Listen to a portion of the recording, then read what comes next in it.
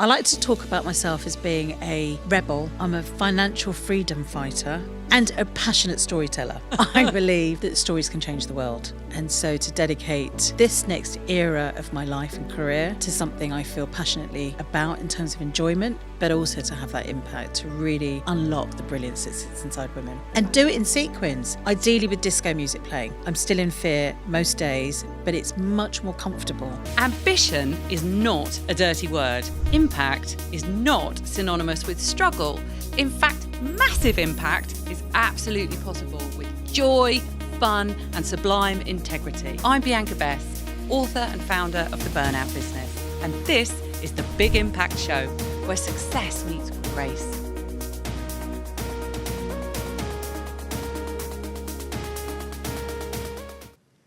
Today, I am absolutely delighted to have with me on the Big Impact Show a big impact woman who I adore and love and am proud to call a friend, the amazing Nishma Patel Robb. Oh, thank you so much. Well, what a pleasure to be here on your sofa on the show. What a pleasure to have you adorned in sequins and just adding the sparkle, which you always do, Nishma. Now, you have had a stunning career of driving the entire brand for Google over a decade, and you are now championing women's brands and ensuring that more women shine. Tell me more about your story and who you are and what your mission is. Absolutely. Thank you so much. And yeah, a pleasure to have got to know you over the years as well. We have a lot of shared stories that I think we can talk about. But I have 30-year career, the last 10 of those at Google, as you say, looking after the Google brand and reputation, and traded that ticket in at the height of AI to think about how I could help women build their personal brands. I like to talk about myself as being I'm a rebel. I'm a financial freedom fighter. And because I think that sounds really, yeah, that's what we all need. Exactly. And a passionate storyteller. Yes. You know, so for years, having told stories to help build brands, to connect to communities and cut through culture, actually, I'm from a little girl to now, stories are the things that I've done. And I think learning, and I am, whether it's kind of, my daughter sometimes says it's delusional, I like to call it optimism. I believe that stories can change the world. And so to dedicate this next era of my life and career to something I feel passionately about in terms of enjoyment, but also to have that impact to really unlock the brilliance that sits inside women. And do it in sequins, ideally with disco music playing. Exactly, exactly. And you are actually an impassioned DJ? Yes, absolutely. Tell us about that. That's one of those classic lockdown things. I've always loved music. Yeah. You know, since I was a little girl, from really little, you know, it was standing next to the speakers when I was 4 years old, dancing to Donna Summer, through to university, making friends with all the DJs, and just, you know, I will always be the last one on the dance floor. I do believe that the dance floor is probably the most authentic and democratic place in the world. It's where you could be anyone, doesn't matter who you are, and you're up close against somebody, maybe not too close, but close enough to just be yourself. And so I'd always admired the performance behind the decks, that idea of being able to kind of put together music and you just see people kind of move with that energy. And I just wanted a bit more of that. So classic lockdown, time on my hands, got some decks, asked some DJ friends to help me to learn. And now I love it. I think I need to perfect my craft when I find a bit more time, because I think, you know, the over 50s market for a sparkly DJ is definitely there. I wish that we had some decks here and now and that jump up and do it. have a little boogie. I love the fact that you're here today in sequins, and especially that they're in pink sequins. How on brand. It just looks perfect. Now, you have always, since we first met many, many years ago, and you actually changed my life, and I'm forever grateful to the fact that you gave me an opportunity that really did transform my corporate career. So I'll be forever grateful to you. From the day that we met, you always struck me as someone with a bold, big personality and authenticity. And over the past decade, you have stepped more and more into, with pride, this person of who you are. And you talk a lot now about really owning authenticity, and you're encouraging other women to actually step into their authenticity, hence the fact that you are proudly sparkling in sequins right now. Can you tell us a little bit about that journey of why I thought you were already authentically you way back when, and now you're even more you? What's Absolutely. that journey? Well, first of all, I actually still can remember even what you wore. No way! Yeah, I remember the white suit. You came in, you looked fabulous. And actually, interestingly, you were also carrying that same air of confidence and authenticity. The reality is, we both got to know each other, was that we were both masking a lot of challenges, not just being mum to twins and all the other things that go with that. But you're right. I talk about my life and career as a series of albums because I like music. And I know that throughout my life, I've had to reinvent myself. Sometimes that reinvention is because I just wanted to kind of take a different turn and explore something new. But a lot of the reinvention is actually self-discovery. So the more and more I either became more comfortable with who I was, because for years I wore a mask. I had to, it was either, whether it was through racial prejudice or, just feeling different or outside or not having the means, not having been brought up in a certain way that you'd arrive at a fancy dinner and there's like more cutlery than you've ever seen in your life. You don't know how to use it. There's lots of things that you learn, you kind of fit and mould yourself to different shapes. Yeah. But rather than kind of seeing those as kind of challenges, I always felt that it was like an opportunity to reinvent. So, being a Madonna fan at heart, I felt, she's reinvented herself, as so many music artists do, often with their next album. So for me, each of the kind of turns and twists I've made in life, I've seen as reinventions. But that authenticity has really come from a place of, the tiredness of carrying a mask and wearing one. Yeah. It's exhausting. Yeah. And not feeling comfortable, being dressed or having to conform or having to fit in a certain way is utterly exhausting. And you're never getting to show who you really are. No. And not, sometimes that seems a little bit kind of flat, do we really need to show who we are? I've never necessarily been a fan of like bringing your whole self to work because I think we all bring a persona. But when you start to realise that you're curbing your confidence or your ability to kind of almost make yourself smaller to make other people feel comfortable, that's when the frustration came.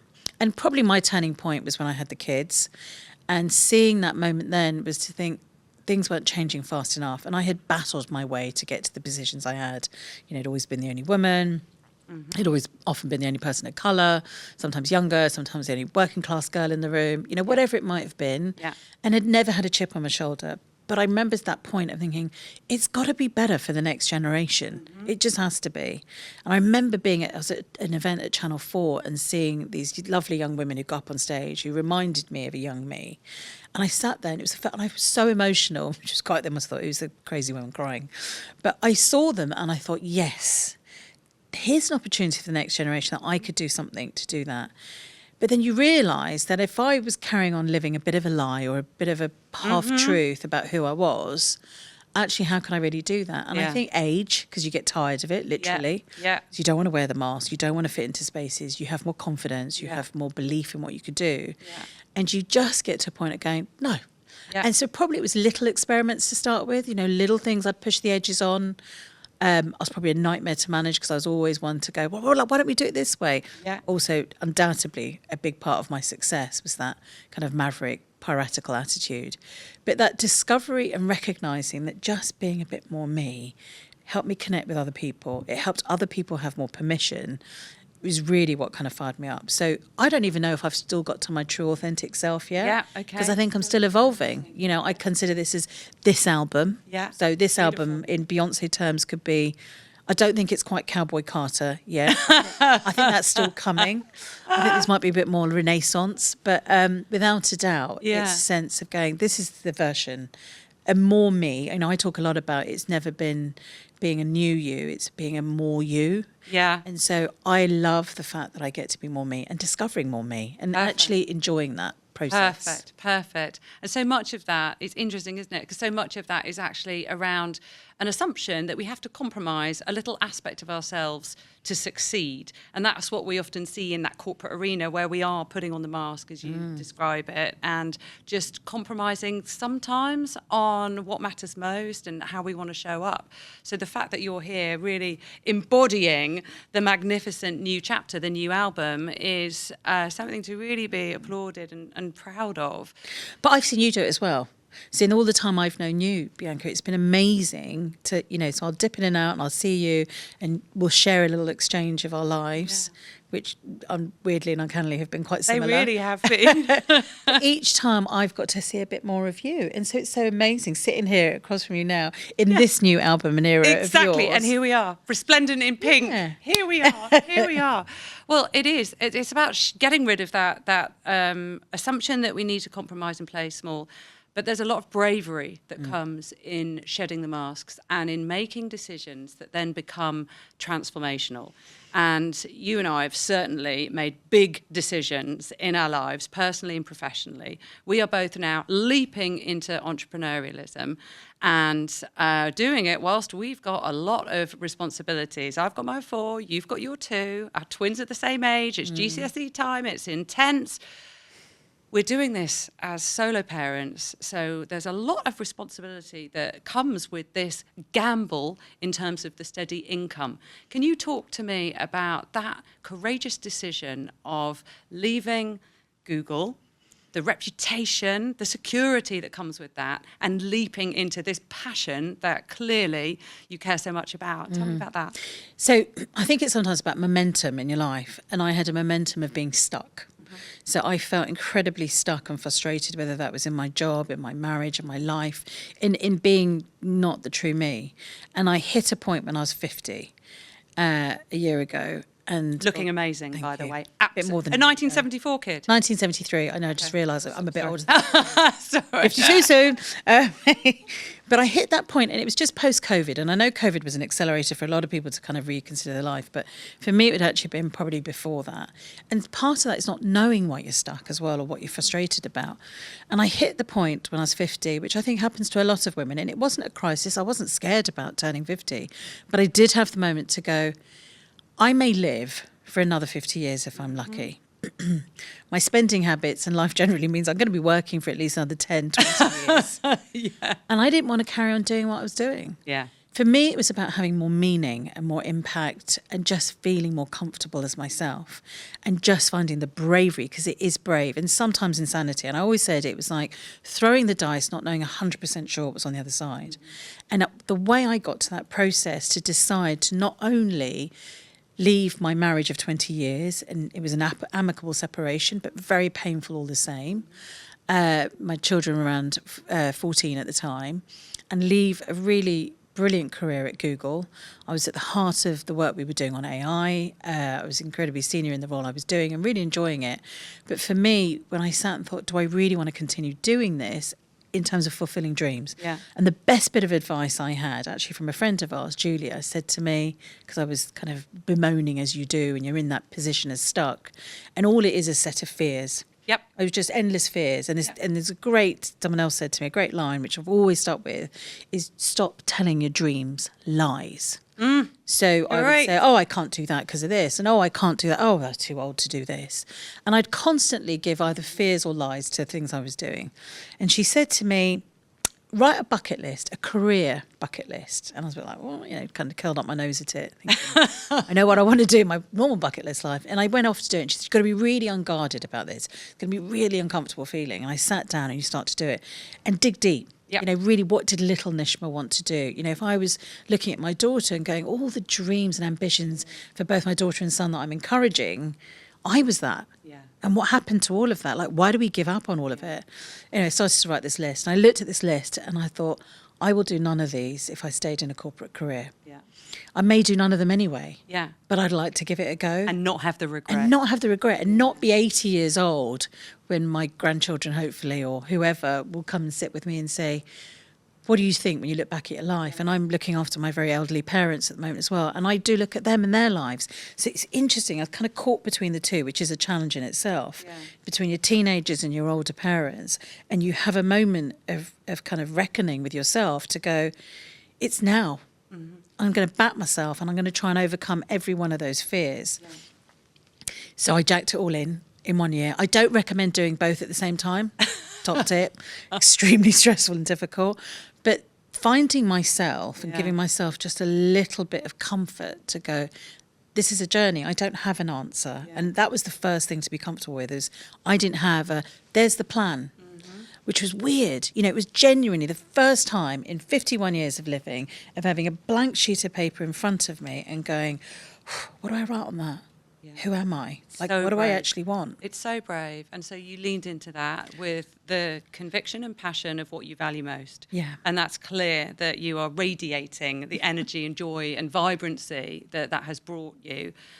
Obviously, with that comes a lot of fear of potential failure, the fear of rejection, all of these things when we put ourselves out there, heart and soul. Can you tell me how you are managing that to keep going and stay strong and sparkly?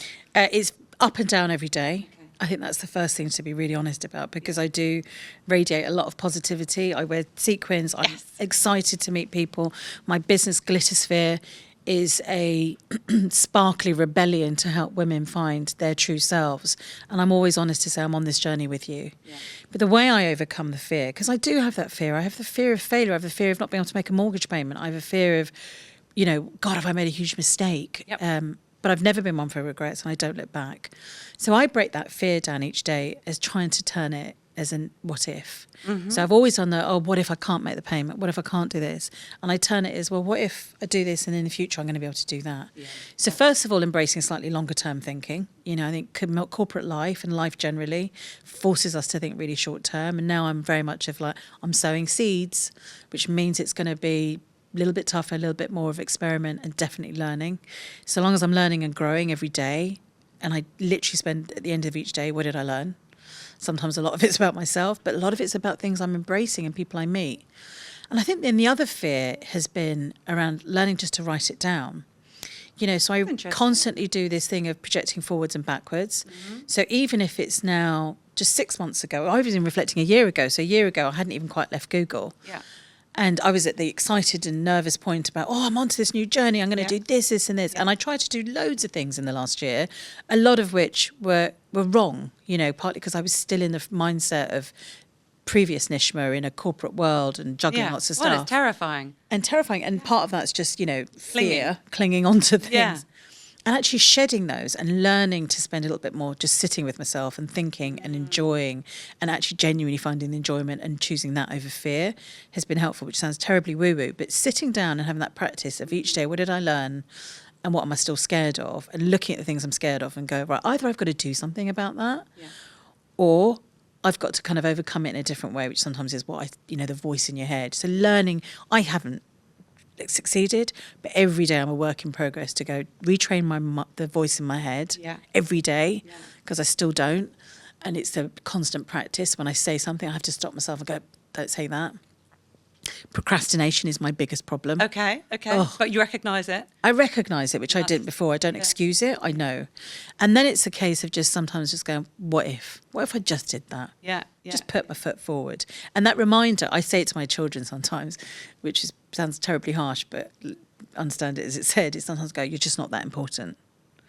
Which is a bit like, what? What do you mean? Exactly. But it's this idea of you think everything's on you. I do talk about standing in the spotlight, I do talk about doing that. But the reality is, you know, my worst enemy or my biggest competition is myself. Yep. So every time I do put myself in the spotlight, I actually worry more about myself than others now. Yeah. And that's a much more forgiving and kinder place to be. So I'm not over it. I'm still in fear most days, but it's much more comfortable. Like, I don't run away from the fear. I embrace it and actually go, that's a good thing. Because if I'm fearful, it means I'm learning, I'm energized, I'm going forward. I think my biggest challenge is when I'm stagnant. Yeah, I agree with Stagnant for me leads to stuck. I'd much rather be in excitable chaos and fury. I think you're right. I think if you're in fear, it means something really matters. And so that's a good place to be. And if you're inert, that's boring. Yeah. And like you say, it's stagnant. So you've gone from perhaps I'll say, monotony of corporate staleness, so a daily routine of, and I know there's variety in our sort of media worlds, but you had the regularity of a decade of working a certain way in a corporate environment. You've now leapt into entrepreneurialism, and I know that I was reading statistics the other day, it's something like 44% of women that jump into entrepreneurialism regret it within the first year because they're exhausted. So in doing my research around burnout, there's this systemic fear of the sheer volume, because you know as an entrepreneur there are multiple different work streams, so many different directions. How are you going to have impact in which direction? How do you self-manage? How are you finding the volume of what you've now just described as another business on top of a business, and you know you're expanding at pace? Yeah. How are you self-managing? So the biggest challenge is I have been burnt out before. So I experienced burnout at the tail end of my career in a real physical and mental sense. No, it's... I didn't know that. Yeah, I haven't actually talked about it a lot, but I think it's the sense of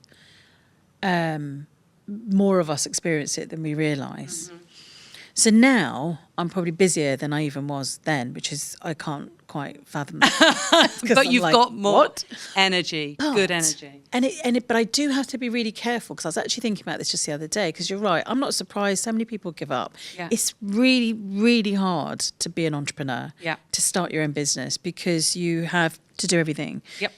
And actually beyond the to do everything and trusting yourself and to do it is knowing where the off switch is. Yeah. So my challenge is I've Yeah. always been someone who works a lot and enjoy it Yeah. broadly, is it just becomes endless. Now, when I compare to how I felt before, which is a sense of helplessness when you're burnt out, it's a sense of that real despair and exhaustion, which is incomparable to just feeling twins tired. Yeah, which we know too well. This energy is different. Yeah. So actually, yeah, I'm busier than I've ever been, and it is endless and that. But the fact that I'm conscious of it, it doesn't feel anything like I felt before. And that's a really big thing, because I know and I'm aware of it. Yeah. So I'm able to kind of be just a little bit more conscious of it. I'm now being able to kind of say to myself, okay, well, I'm going to allow myself to take a little bit of time off at that point. Yeah. But the fact that I'm giving myself that permission and in control is the biggest difference. So I think it is hard, and I think that's why communities and books and people and stories go such a long way to helping. I have got through this last year of this journey, and excited about the businesses I'm building, both Glittersphere and the new podcast business, Hera, because of the things I've learnt from others. So conversations like this, it's like free therapy. Podcasts I listen to, the women I get to meet. And that's what I didn't have necessarily in quite the same freedom as before. Interesting. And so, you know... So your network's expanded. Yeah, network's expanded, but I think it's also because how you listen to people as well. So you can be in amongst a lot of people but not be tuned in. And I think as soon as you have that curiosity of spirit and you're listening in a different way, you actually, your world does expand. And I was saying to you, you know, I'm on my way here and I'm listening to a voice note which someone had sent me. And it's so lovely that people feel that they can share either something you've inspired them with or helped them with, or you help them with.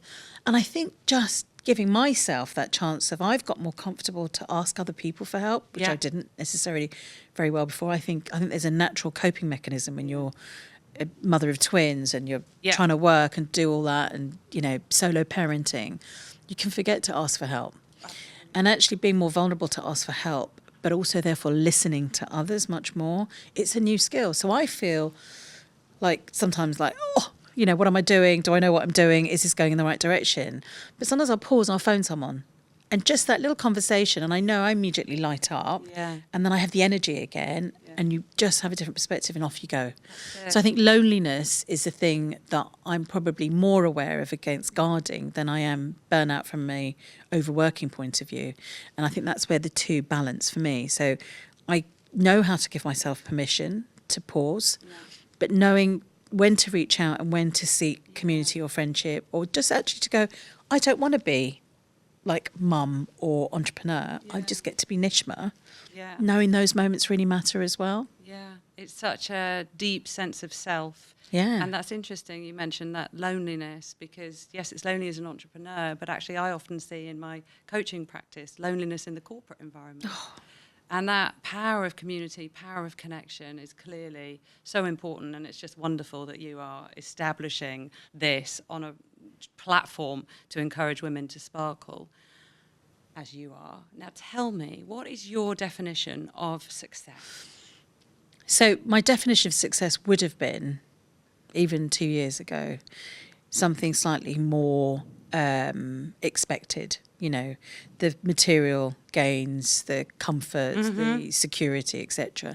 Now, success is freedom, and freedom in the sense of time, most importantly. Freedom in the sense of choice. Yeah. So to wake up each day to do the things I want to do with the people I want to be surrounded by. Financial freedom, which allows and permits so much of that. And a freedom to be really choiceful about where and how I spend my time and energy. So it's that thing of going, I can help someone with this, or I like to be around this radiating energy, versus you can have the greatest success in business or in a corporate world and not just loneliness, but feel unfulfilled. Exactly. So, yes, success means, you know, of course I'd like, you know, a nice holiday in the sun. Of course. Like clothes and shoes. Yeah. But financial freedom and freedom is the most important thing, freedom. And that's why the work through Glittersphere is all about helping create financial freedom for women. It's why I call myself a financial freedom fighter. Fantastic. Because as soon as you have that, you have choice. Yeah, that's it. And without that, you don't have choice. And your choice could be anything. Your choice could be, you know, something more material or just something that brings you joy. Your choice could be, when I was helping a woman recently who I was so excited about the work she'd done, and she's reskilled and she's got a new job and helping others. But she whispered in my ear, and I left my husband who'd been abusing me for 15 years. And I never knew this of this woman, and nor should I have, because it wasn't something she had to share with me. But to know that her goal was financial freedom without knowing that that freedom was then going to give her freedom in her entire life. Wow. And so whether it's my, you know, lash lady who wants to have a baby, or a waxing lady who wants to kind of take a break and do something else, financial freedom gives you those choices. Yeah. And I think that's the most important thing. And freedom of choice also comes with freedom of judgment. That's so true. That's so true. That's a wonderful definition of success, and you are a wonderful ambassador of freedom of choice. And I'd love to ask you, Nishma, what is your big dream? Oh, my big dream. So my big dream is genuinely, and well, look, I sparkle-filled on a disco dance floor somewhere hot and sunny. We live in a really tough world at the moment, and my dream would be able to see not just myself, but the next generations to find greater peace and happiness than I think I have necessarily found on my journey. So that sounds really worthy, but what I mean is the freedom to be on a dance floor, in a boardroom, on a podcast with yourself or anybody, and to be unguarded about the stories we can tell, and a respect and a privilege of doing that. So that's my dream. My dream is to be successful with Glittersphere and Hera, and at the heart of both of those is about unlocking stories of women that we all get to learn from. That's a beautiful dream, and you are so clearly well on your way to embracing it. Thank you so much for our wonderful chat and for being here today. It's gorgeous to see you, and continue making the beautiful dent that you make in the world, Nishma. Thank you so much, Bianca. So my main takeaways from that inspiring episode was really around the power of unguarded storytelling and ensuring that we uncloak ourselves to step into a place of true authenticity with all the courage that requires, but to get to a place where we know and own the right each and every one of us has to tell our stories. And the way Nishma described it as freedom, the freedom to be able to tell unguarded stories, incredibly powerful. And of course, she radiated how important that is, sitting there in her sequins, making us all feel the power and the sparkle that comes when we step fully into who we are. I hope you found that episode as inspiring as I did, and please ensure that you join me for the next episode of the Big Impact Show, where we will be discovering another ambitious soul's version of Success with Grace.